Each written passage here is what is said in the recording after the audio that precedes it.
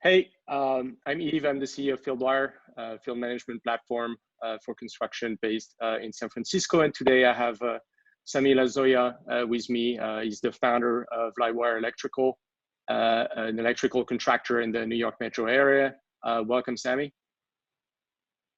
Thank you for having me. I appreciate it. Yeah, really happy to have you today. So I would love for you to just kind of like set the stage for us a little bit and tell us a bit more about how you started Livewire Electrical. And I think it's especially relevant since you started it like off of the 2008 recession, right? Yeah, so Livewire Electric was founded in 2008. Me and my partner were fresh out of high school.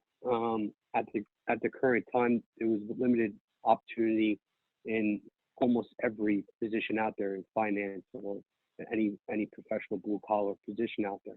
So we took the tools. We got involved in a trade, and we felt that if we worked twice as hard, we'd be able to get twice the amount of experience. And it was a very limited opportunity time, and we abandoned the main operation. I mean, I can relate with the founding story, being a founder myself. But how do you practically start like an electrical contractor? What were the early days like, and what were kind of like in your mind the key stages where you saw the company change from where you started and where you are now, which is plenty of tradesmen, etc. So in the early stages, what really set us apart from a lot of our peers is that we knew that if you worked, if you had 3 years experience, we figured, all right, let's work 16-hour shifts for the next 3 years. They'll give us 6 years of experience. We'll have enough knowledge to purchase a van and start doing small side jobs.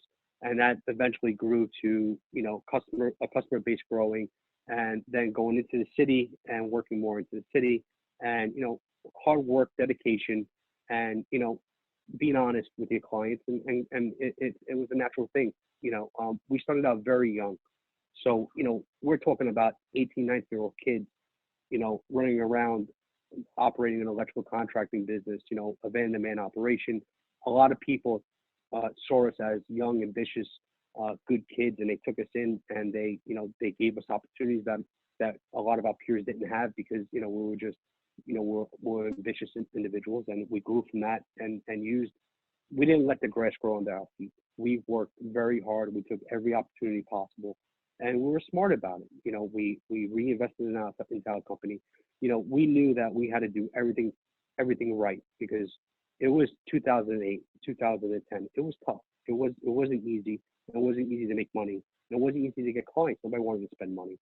And we grew, and that was then. And now we're a 150-man operation, a full electrical engineering team, a full estimating team, and we're one of the New York City's premier electrical contractors today. Yeah, I mean, the growth pains are always difficult, but like that's a ton of growth over 10 years. So if we go a little bit more in the kind of like the hot subject right now, which is really just COVID-19 and its direct impact on businesses. Basically, you're in the New York metro. It's probably one of the epicenter of the crisis right now in the country. What's the impact on work? How are you adjusting the way the business runs due to that situation? So I can tell you like this, prior to COVID-19, Livewire Electric was operating roughly 30 projects daily. Today we're on 8 essential projects, and those are essential projects to the cause to fight COVID-19. So if you don't have those essential projects, you're operating with 0 projects currently right now. So that's a very difficult position for anybody to be in.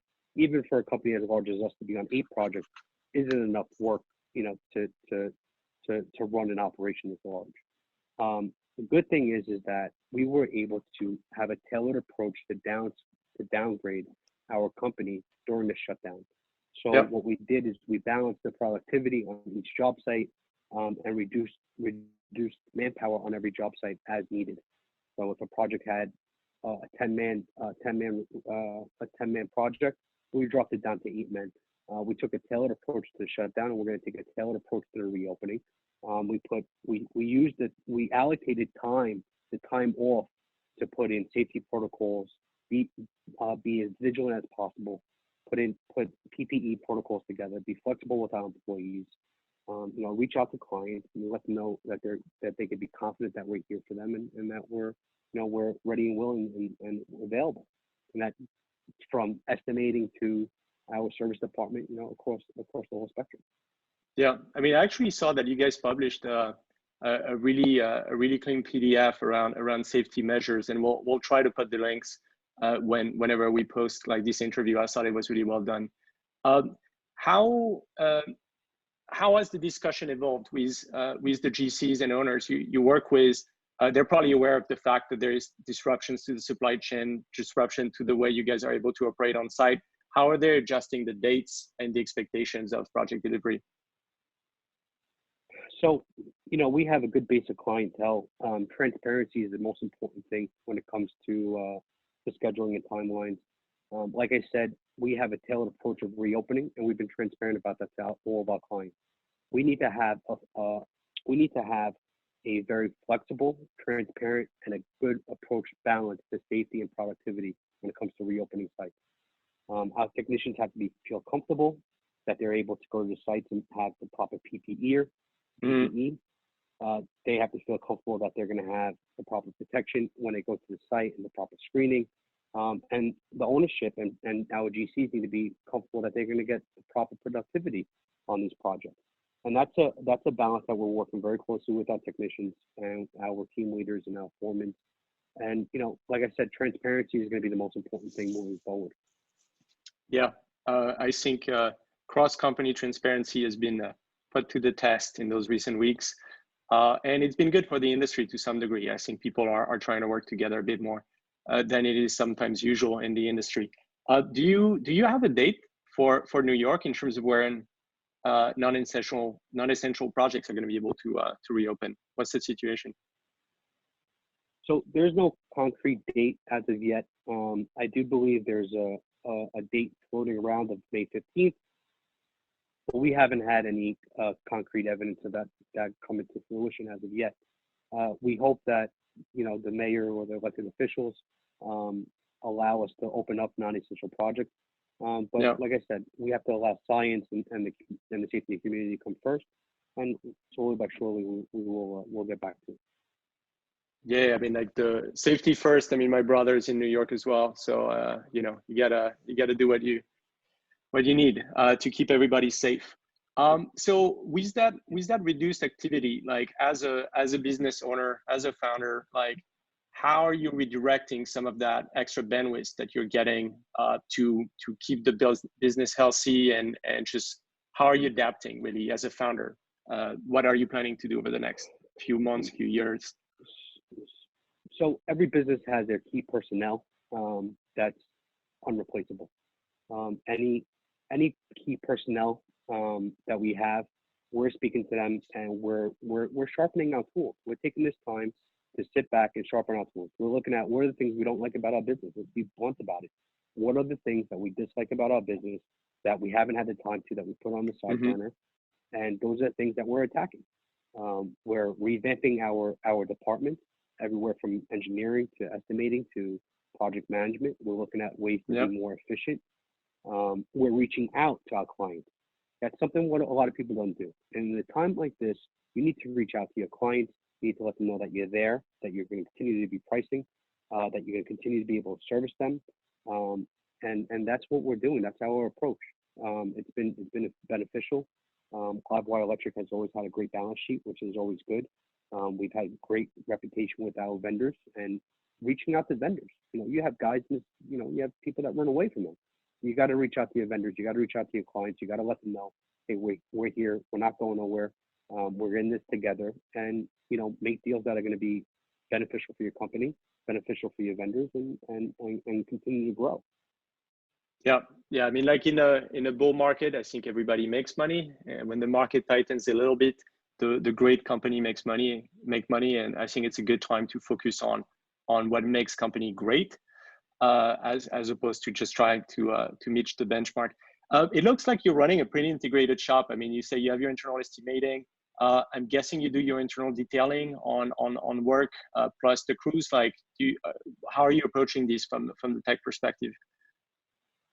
Yeah. So Livewire Electric, we've developed our own system as far as organizing a lot of bid sheets and bid coordination.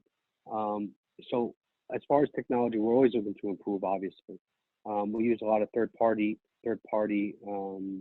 programs as well. As far as when it comes to estimating, we use 3 different estimating softwares. Okay. I'm heavily involved in the estimating department as well. I kind of look at almost every number that comes out of this place to make sure that our clients get an honest and transparent number, and that we're making sure that we're profitable and going to be able to keep the lights on. So we're always looking for ways of trimming the fat, as you would say, or being as efficient as possible. But technology is one of the biggest things in our office. Absolutely. What's the key metric of productivity for an electrical contractor? I'm guessing that the labor is the big cost in making sure that progress is done well. How do you look at it day to day or weekly or monthly in terms of making sure that as a company you're making money every day rather than not? So you have to be able to audit your teams and audit projects. Mm-hmm. When we come up with an estimate, we're very technical about it. We know how many man hours need to be on that job, how many men are supposed to be there. When we have a kickoff meeting, we sit down and we say, hey, this is how many hours we have, this is how many men we have. The project management team to try to beat it. They look to beat that number at all times, and we audit every one of our teams individually. We audit our labor weekly almost to make sure that things are moving in the right direction. And to make sure that what we forecast is correct. Sometimes labor has to increase because of change orders and obviously and whatnot, but you gotta know your numbers. You have to know your numbers. If you don't know your numbers in this industry and you don't know how to control your labor, you're going to wake up to a rude awakening. Because in this business, you bleed slow. You don't bleed quick. You bleed slow. You make 10,000 on one job, you lose 11,000 on another job, but they're far apart from each other. So you need to know your numbers, and if you don't know your numbers, like I said, you're going to have a rude awakening. Yep.